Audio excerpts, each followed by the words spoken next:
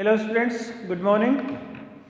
देखिए, आज हम हमारी 11th क्लास का जो चैप्टर नंबर 10 है ना, वायुमंडलीय परिसंचरण तथा मौसम प्रणालियाँ, यानी atmospheric circulation and weather system, है ना, इसको आज पढ़ने वाले हैं स्टूडेंट्स। ठीक है, कि हमारे जो एटमॉस्फेयर है यानी वायुमंडल है, उसमें सब परिसंचरण यानी हवाएं इधर से उधर क्यों चलती हैं, है ना, मौसम में यानी जो हमारा मानसून है उसका जो सिस्टम क्या है उसके बारे में समझेंगे कि हवाएं क्यों चलती है ना, उसका कारण, या साइक्लोन क्यों आते हैं, एंटी साइक्लोन क्यों आते हैं। तो हम आज इसका बेसिक समझ लेंगे तो आगे का हमें समझ में आने लग जाएगा। ठीक है स्टूडेंट्स, तो आज हम वायुमंडलीय दाब के बारे में पढ़ेंगे, लेकिन उससे पहले आप थोड़ा बेसिक समझें कि ये होता क्या है।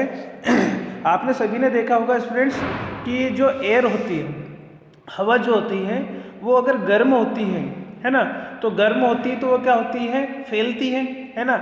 और हवाएं अगर ठंडी हो, है ना, एयर अगर ठंडी होगी, हॉट होगी, तो वो क्या होगी, सिकुड़ोगी, है ना। जैसे आप किसी चाय की तपेली में अगर नीचे से आप गैस ऑन कर देते तो वो गर्म हो जाती है, वो गर्म होती है तो चाय बाहर निकलने लग जाता है, दूध निकलने बाहर लग जाता है। ठीक है, दूध बाहर निकलने लग जाता है भगोनी से, ठीक है, तो आपकी तपेली से।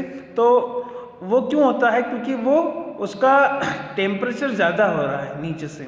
अगर टेम्परेचर यानी तापमान ज़्यादा है तो जो दाब होता है ना, वो दाब कम हो जाता है। या यूँ कहें आप सीधी सी लैंग्वेज में, सिंपल लैंग्वेज में, कि अगर तापमान अधिक है तो दाब क्या होगा, प्रेशर कम होगा। टेम्परेचर और जो प्रेशर है ना, टेम्परेचर यानी तापमान और प्रेशर यानी दाब, अगर ये दोनों को देखा जाए तो ये एक दूसरे के उल्टे हैं, विपरीत है ना, अपोजिट है ना, इन्वर्सली है, व्युत्क्रमानुपाती है ना। अगर टेम्परेचर बढ़ेगा तो आपका प्रेशर क्या होगा, कम होगा, है ना।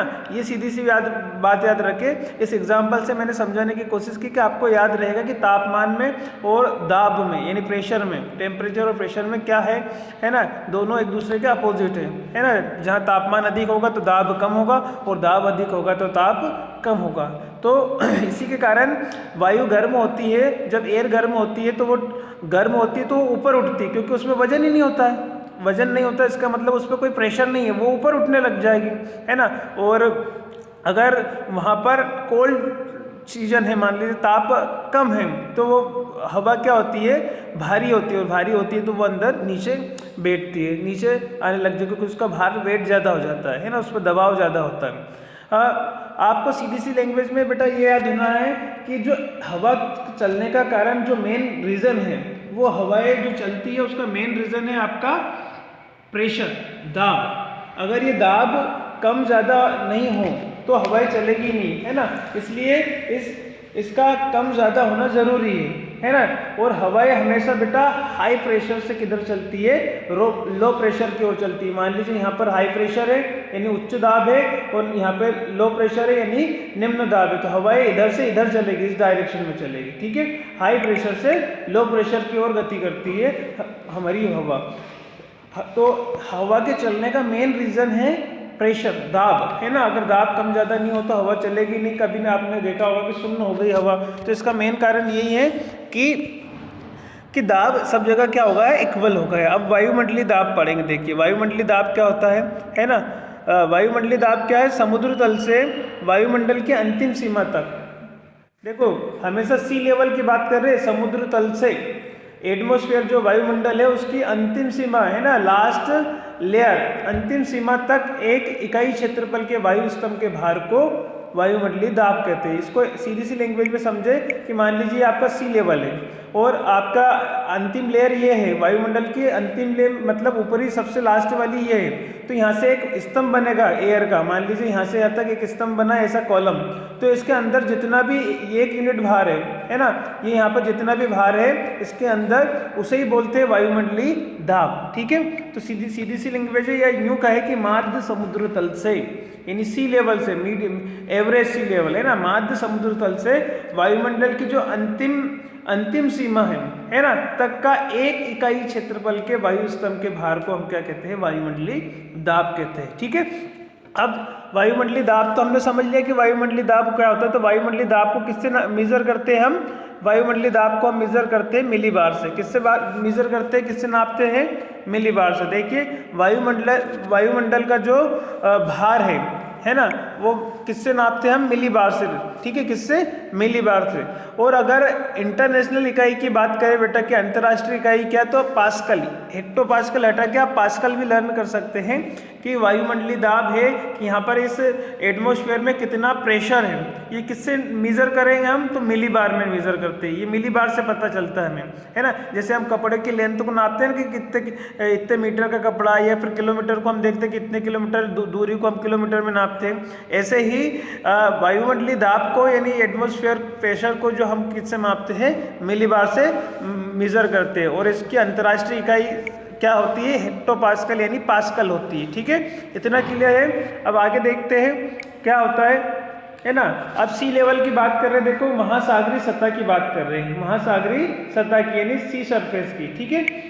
वायुमंडलीय महासागरीय सतह जो है उसका औसत वायु दाब यानी एवरेज जो एयर प्रेशर होता है, आप याद रखें इसको, की पॉइंट को, 1013.25 मिलीबार होता है। आप 1013 भी लर्न कर सकते हैं, 0.25 को छोड़कर आप 1013 मिलीबार होता है अगर किसको देखा जाए? महासागर की सतह को देखा जाए, ठीक है। अब ये महासागर की सतह से ही क्यों देखते हैं? अगर देखो किसी भी स्थान की ऊंचाई देखते हैं आप, है ना, किसी भी स्थान की ऊंचाई को नापते हैं, मेजर करते हैं, तो ये हमेशा सी लेवल से इसलिए देखते हैं क्योंकि जो सी लेवल होता है वो हमेशा समतल माना गया है ना। जैसे वाटर को देखते हैं आप, कभी नदी में आती है तो नदी में इक्वल वाटर देखोगे तो समान स्थानों की जो स्थान समान ऊंचाई पे उनका लेवल एक जैसा होता है कि नहीं, है ना।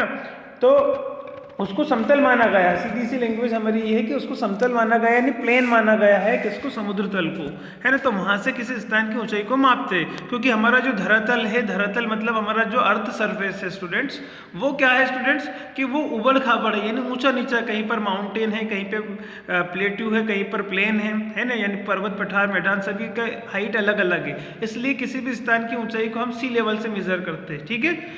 ये इसका मेन रीजन है, ठीक है। अब आगे देखिए, वायुदाब पर मानचित्र पर वायुदाब को समदाब अथवा समभार रेखाओं द्वारा दर्शाया जाता है। अगर हम देखें एयर प्रेशर को अगर मैप में समझाना चाहे कि वायुदाब कितना है, किसी मैप में समझाए कि इस स्थान का एयर प्रेशर कितना है, तो हम किसके थ्रू समझाएंगे स्टूडेंट्स? तो वो हम समझाएंगे किसके द्वारा?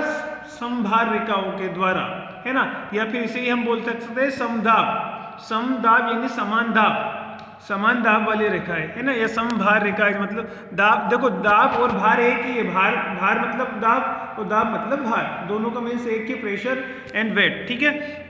रेखाओं द्वारा दर्शाया जाता है, ये याद रखना। पूछ सकते हैं मानचित्र पर वायुदाब को किससे दर्शाते हैं? तो सब आइसोबार लाइन जिसे समभार रेखाएं बोलते हैं उसके द्वारा दर्शाते हैं, ठीक है।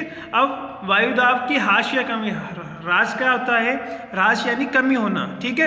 अब कितनी ऊंचाई पर कितना वायुदाब कम हो जाता है, एयर प्रेशर कम हो जाता है? तो वायुदाब वायुमंडल के निचले हिस्से में अधिक तथा ऊंचाई बढ़ने के साथ तेजी से घटता है, ठीक है। निचले हिस्से में जो प्रेशर होता है वो ज़्यादा होता है, ठीक है। और ऊंचाई जैसे जैसे बढ़ती है ना, ऊंचाई के बढ़ने के साथ ये तेजी से क्या होता है? घटता है, क्योंकि ऊपर जाएंगे हम तो वहाँ पे हमें टेम्परेचर ज़्यादा मिलेगा, और टेम्परेचर ज़्यादा मिलेगा तो प्रेशर क्या होगा आपका? कम होगा, सीधी सी बात है, क्योंकि हम ऊपर जाएंगे तो सन की लेयर हमारे पे ज़्यादा पड़ेगी, हम जल्दी गर्म हो जाएंगे, यानी वहाँ की जो एयर होगी वो गर्म होकर ऊपर उठने लग जाएगी, तो प्रेशर क्या हो जाएगा? तेज़ी से घटेगा। और ये ह्रास याद रखिएगा कितना कितना कितना होता है। तो ये जो होता है, अगर 10 मीटर की ऊंचाई पे गए हम, 10 मीटर की ऊंचाई पे गए तो ये 1 मिलीबार जो है एयर प्रेशर कम होगा, है ना। 10 मीटर पे 1 मिलीबार कम हो जाता है, ठीक है। ये याद रखिएगा आप, ठीक है स्टूडेंट्स। आगे देखते हैं, ये हमने समझा। अब समदाब रेखाएं क्या होती है? हमने बोला ना कि दो समदाब रेखाएं क्या करते हैं, कि किस लिए यूज होती है? तो समदाब रेखाएं देखते हैं, आइसोबार लाइन जिसे हम बोलते हैं, या समभार रेखाएं भी इससे बोल सकते हैं, है ना। समुद्र तल से, देखो फिर से समुद्र तल की बात हो रही है स्टूडेंट्स, है ना, यानी समुद्र तल यानी हमारा सी लेवल, है ना। समुद्र तल से एक समान वायुदाब वाले स्थानों को मिलाते हुए खींची जाने वाली रेखाओं को समदाब रेखाएं कहते हैं। यानी अगर दो स्थान ऐसे हैं, है ना, जहां पर एयर प्रेशर बराबर है, ठीक है, दो प्लेस ऐसे जहां पर एयर प्रेशर बराबर है, तो वहीं से अगर कहीं हम एक लाइन खींचे, मान लीजिए एक ये स्थान है और एक स्थान ये है, और यहाँ पर और यहाँ का एयर प्रेशर इक्वल है, तो ये जो लाइन मिल रही है, ऐसे ही हम बोलेंगे आइसोबार लाइन। क्या बोलेंगे हम इसे? Isobar line. समान वायु दाब, जहाँ पर एयर प्रेशर एक जैसा हो और अगर उनको मिलाए तो उसको क्या बोलते हैं हम, समदाब रेखाएं कहते हैं। समदाब रेखा यानी आइसोबार लाइन कहते हैं, ठीक है। That is called isobar lines, ठीक है। ये समान अंतराल पर खींची जाती है, यानी इनका अंतराल जो होता है, यानी इनके बीच का जो डिफरेंस होता है वो कैसा होता है, समान होता है, इक्वल होता है, ठीक है। आगे देखिए क्या लिखा है, देखिए समदाब रेखाओं का पास या दूर, अगर समदाब रेखा है पास आएगी या दूर जाएगी तो वो क्या होता है, क्यों आती है, पास आने पे क्या होगा, दूर जाने पे क्या होगा, समदाब रेखा है। तो अगर समदाब रेखा है यदि पास आती है ना, तो इसका अपोजिट असर होता है। देखिए अगर समदाब रेखाएं मानचित्र पर, अपने मैप पर हम देख रहे हैं समदाब रेखा यदि पास पास है, कैसी है, पास पास है, तो दाब की प्रवणता अधिक होगी। दाब की जो प्रवणता है यानी प्रेशर की जो प्रवणता है ना, वो अधिक होगी। और दूर दूर है, अगर समदाब रेखाएं दूर दूर है तो दाब प्रवणता कम होती है। अभी आप बोलोगे सर दाब प्रवणता क्या होती है, व्हाट इज, है ना, दाब प्रवणता क्या है। तो दाब प्रवणता देख लीजिए, दाब प्रवणता क्या होती है, एक स्थान से दूसरे स्थान पर दाब में जो डिफरेंस होता है, अंतर होता है, उसे ही हम बोलते हैं दाब की प्रवणता या दाब प्रवणता, ठीक है। एक स्थान और दूसरे स्थान, दोनों स्थानों के बीच में जो एयर का डिफरेंस, दाब का अंतर है, वही क्या कहलाता है, हमारा दाब प्रवणता कहलाता है। जैसे मान लीजिए एक स्थान ये है और एक स्थान ये है, यहाँ पर हमने देखे 10 मिलीबार क्या है, एयर है, प्रेशर है, और यहाँ पे मैंने लिख दिया 30 मिलीबार प्रेशर है। तो इनके बीच में कितने का डिफरेंस हुआ, दोनों के बीच में 20 का, 30 में से 10 माइनस करेंगे तो 20 आएगा। तो ये दाब प्रवणता हो गई दो स्थानों के बीच की, मतलब दो स्थानों के बीच में जो दाब का अंतर होता है वही दाब प्रवणता कहलाती है। अब हम पढ़ते हैं स्थानीय पवनें, है ना। इतना स्थानीय पवनें क्या होती है, लोकल विंड्स जिसे बोलते हैं, लोकल विंड्स। देखिए लोकल विंड्स सभी स्थानों पर अलग अलग होती है।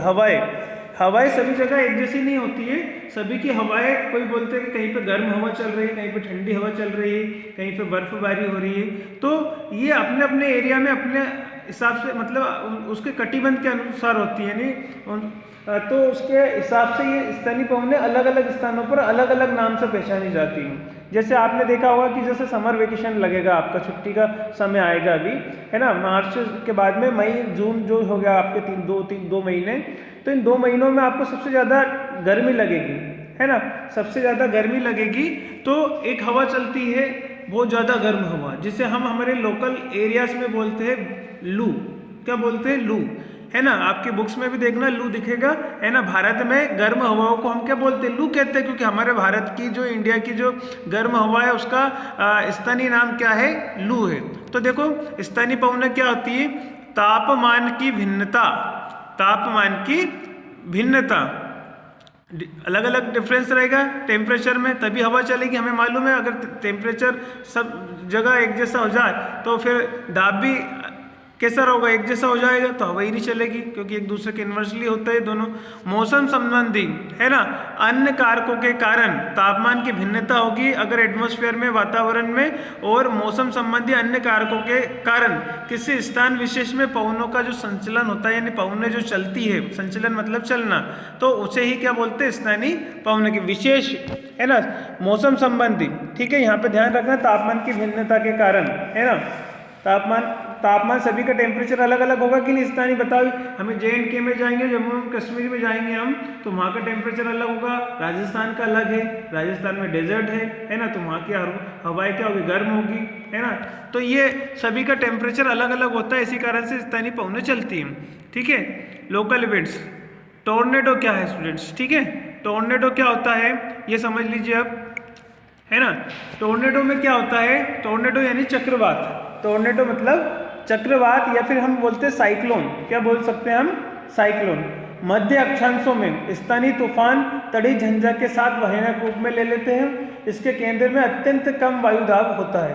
देख लीजिए, मान लीजिए ये आपका मैं बता रहा हूँ आपको कि ये हमने माना कि ये क्या है, इसका रुकिए वेट अ मिनट, देखें, हमने देखा कि ये सर्कल है, देख लिए ये एक सर्कल है, ठीक है, ये एक सर्कल है, ये इसका सेंटर है यहाँ पर, ठीक है। तो और ये इसकी परिधि है, ये गोल गोल जो घेरा देख रहे हैं ये इसकी परिधि है, ठीक है। तो ये अगर यहाँ पर हाई प्रेशर होगा परिधि पर, और लो प्रेशर इसके सेंटर पे बन जाएगा, लो प्रेशर यहाँ पर। तो हाई प्रेशर यानी उच्च दाब से निम्न दाब की ओर हवाएं चलती है, हमें मालूम है। हाई प्रेशर से लो प्रेशर की ओर हवाएं चलेगी ऐसे, है ना। और हमारी जो अर्थ है वो अर्थ क्या है, ऐसे रोटेट कर रही है, ऐसे घूम रही है, तो ये हवाएं भी कैसी होगी, ऐसे घूमने लगेगी, ठीक है, इस प्रकार से, ठीक है। तो क्या होगा, चक्रवात की उत्पत्ति होगी। तो चक्रवात यानी साइक्लोन जो आते हैं वो क्यों आते हैं, क्योंकि टेम्परेचर जो एयर प्रेशर होता है, एयर प्रेशर में बहुत ज़्यादा डिफरेंस आ जाता है कहीं स्थान पर, तो फिर वहाँ पर लो प्रेशर का एरियाज बन जाता है, क्षेत्र बन जाता है ना। तो उस लो प्रेशर की जगह पे हवाएं जल्दी तेजी से आना चाहेगी बाहर से, हाई प्रेशर से लो प्रेशर के उस स्थान को जहाँ दाब बहुत कम हो गया है, निम्न दाब वायुदाब हो गया है, निम्न वायुदाब हो गया है, तो बाहर वाले जो जहाँ पर हाई प्रेशर है वहाँ से हवाएं कहाँ आएगी, उस निम्न दाब की ओर तेजी से भागकर आएगी, है ना। तो जिससे हमें हवाएं तेज महसूस होगी, जिसके कारण क्या होगा, फिर तूफान की उत्पत्ति होती है, ठीक है।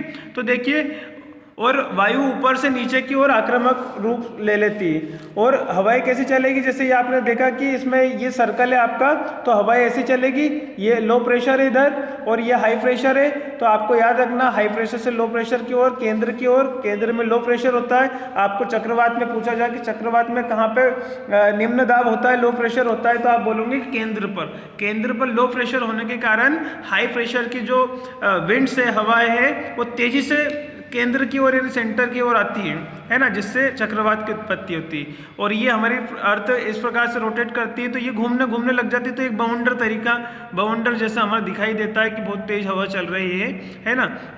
तो हमें इस चक्रवात में ये याद रखना है कि इसके केंद्र पर लो प्रेशर होता है स्टूडेंट्स, यानी सेंटर पर जो है केंद्र पर लो प्रेशर होता है, और इसकी जो सरकमफेरेंस है यानी परिधि है, इस परिधि पर क्या होता है, हाई प्रेशर होता है। यानी आपसे सीधा सीधा क्वेश्चन ऑब्जेक्टिव में पूछा जा सकता है कि चक्रवात के केंद्र में होता है क्या होता है, तो लो प्रेशर होता है। और चक्रवात में परिधि पर होता है, तो परिधि पर उच्च दाब होता है। चक्रवात में हवाएं किधर से किधर चलती है, हाई प्रेशर से लो प्रेशर की ओर। और ये भी बहुत पूछा जा सकता है कि किधर से किधर, किस डायरेक्शन में, तो परिधि से किधर चलेगी, केंद्र की ओर, यानी सरकमफेरेंस से सेंटर की ओर। और इसी का जस्ट अपोजिट होता है प्रतिचक्रवात। प्रतिचक्रवात में क्या होता है स्टूडेंट, यहाँ पर तो क्या होता है, हाई प्रेशर होता है, ठीक है, और यहाँ पर क्या होता है, लो प्रेशर होता है। तो हवाएं ऐसे चलने लगती है बाहर, केंद्र से परिधि की ओर। ये परिधि, ये गोल गोल घेरा, ये परिधि है, तो परिधि की ओर हवाएं चलती है ना। तो प्रतिचक्रवात का याद रखना, प्रतिचक्रवात के केंद्र में हाई प्रेशर होता है और परिधि पे लो प्रेशर होता है। और हवाएं किधर से किधर गति करेगी आपकी प्रतिचक्रवात में, प्रतिचक्रवात की बात कर रहा हूं मैं अभी, ठीक है। प्रतिचक्रवात में हवाएं किधर से किधर गति करेगी, केंद्र से परिधि की ओर गति करेगी। तो हमने आज की क्लास में इतना समझा बेटा कि वायु गर्म होने पर सिकुड़ती फैलती है और ठंडी होने पर सिकुड़ती है। हमेशा हवा के चलने का मेन रीजन जो है वो प्रेशर है। वायु हमेशा हाई प्रेशर से लो प्रेशर की ओर गति करती है ना। ये हमने आज की क्लास में समझा। अब वायुमंडलीय दाब क्या होता है ये समझा कि माध्य समुद्र तल से यानी एवरेज सी लेवल की बात करते हैं, है ना। वायुमंडलीय दाब क्या होता है, माध्य समुद्र तल से वायुमंडल की अंतिम सीमा तक, ठीक है, अंतिम सीमा तक एक इकाई क्षेत्रफल के वायु स्तंभ को यानी कॉलम को, है ना, के भार को क्या बोलते हैं, वायुमंडलीय दाब कहते हैं। और वायुमंडलीय के दाब को मिलीबार से नापते हैं। इसकी इंटरनेशनल इकाई क्या होती है हमारी, पास्कल होती है, हेक्टोपास्कल होती है। समुद्र के तल पर वायुमंडलीय दाब कितना होता है, 1013.2 मिलीबार होता है। और ये आज के चक्रवात और प्रतिचक्रवात के बारे में हमने समझा। तो यहाँ तक रिवीजन कीजिए स्टूडेंट्स, मिलते हैं नेक्स्ट क्लास में। Good bye.